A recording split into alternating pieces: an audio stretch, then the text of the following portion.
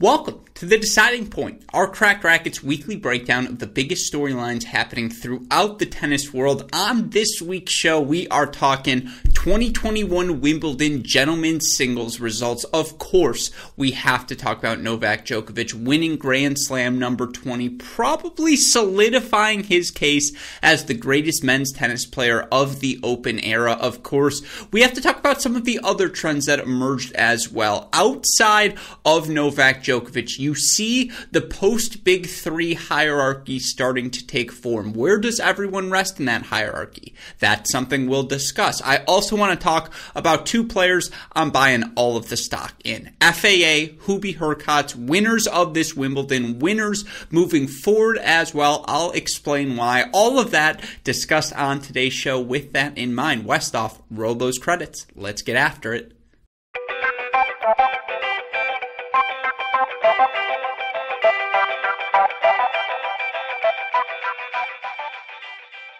It has finally happened, folks. We have a three-way tie at the top of the men's singles Grand Slam count in the Open era. Roger Federer and Rafael Nadal are now joined by Novak Djokovic at that 20 title count. Djokovic winning number 20 at the 2021 Wimbledon. It's his third Grand Slam title of this 2021 season. Here are the things, by the way, he still has in play. He can win the calendar Grand Slam, become the first man to do it since Rod Laver. For those that don't know, the calendar Grand Slam, winning all four singles titles in the same season. Of course, Djokovic has held all four singles title at once. If you go back to 2016, he won the 2015 Wimbledon, 2015 US Open, 2016 Australian Open, and 2016 French Open. He's never, though, held all four titles in the same calendar year. He can also win a fifth significant title, that Olympic title, to give him that Golden Slam, and he would be the first player ever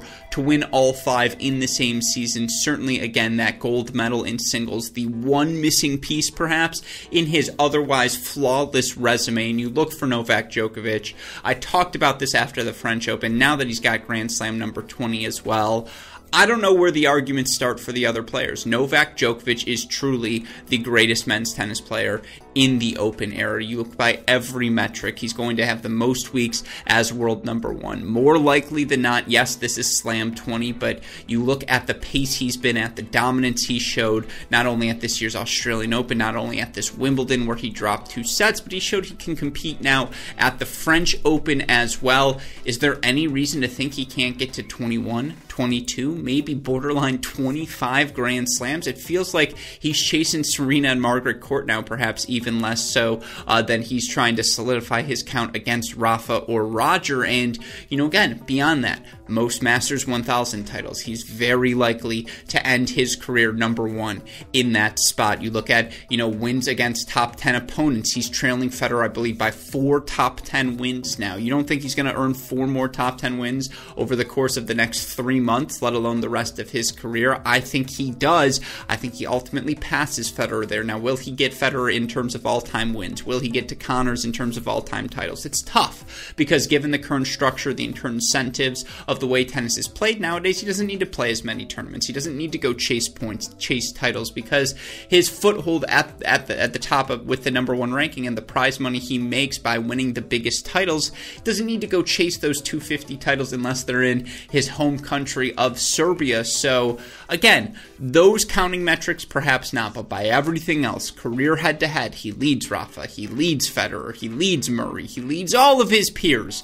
Novak, by every metric, has established himself at the top of the men's game. And again, what's the scariest part is that by the numbers, he's playing close to the best tennis of his career. Now, by break percentage, he's at 34.6%. That number trails only his defining and breakout 2011 season where he won his first 42, 43 matches, whatever that was. You look at his first serve win percentage. It's the highest number since 2015, his third highest number behind 15 and 11. You look at total serve points won, again, third highest number behind 20 2015, 2011. You look at just every metric, first serve points won, second serve points won. He is above his career averages. Now, some of that speaks to the level of competition, but it also speaks to the fact that this version of Novak Djokovic has hit a different gear, and the big number at Wimbledon through his first 6 matches, he won over 85% of his first serve points. If he's able to find that gear as a server, then continue to do everything else he's able to do, put returns on your feet and drop them within, a dime on the baseline, I don't know how you beat this version of Novak Djokovic, barring hitting through him some sort of miraculous big serving, big forehand performance. And we saw shades of that from Berrettini, but again, for Djokovic to be doing all of this and to do it all at age 34, let's look at his peers. Rafa, bald. Murray, 2 metal hips. Federer loses in the quarterfinals of this tournament to Hubie Hurkacz and is clearly closer to the way out than he is in, but Federer's a little bit older, so honestly, that's probably who Djokovic is trying to pace himself after. But and then there's Novak, who looks identical, who still eats the grass off the grass court after winning another Wimbledon title, who's won over 80% of his ATP level matches on hard courts, clay courts, and grass courts. Those are your 3 surfaces, folks. He has 80% success rate on all 3. He's the only player who can say that.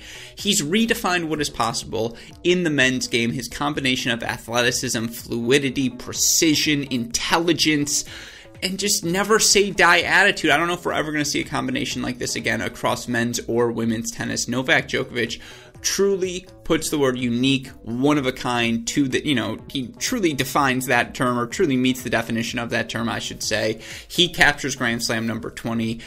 Felt like he didn't even have to play his best tennis on the route to this slam title. You saw his best effort at moments, but he didn't even have to reach that Rafael Nadal, Roland Garros semifinal level he did at the French Open to win this event. And yet, he still wins it comfortably. 20 Grand Slams, the fact that 25 is legitimately in play is something that is just remarkable. It's the decade of Djokovic, and as tennis fans, we all should be so thankful that we get to enjoy the ride.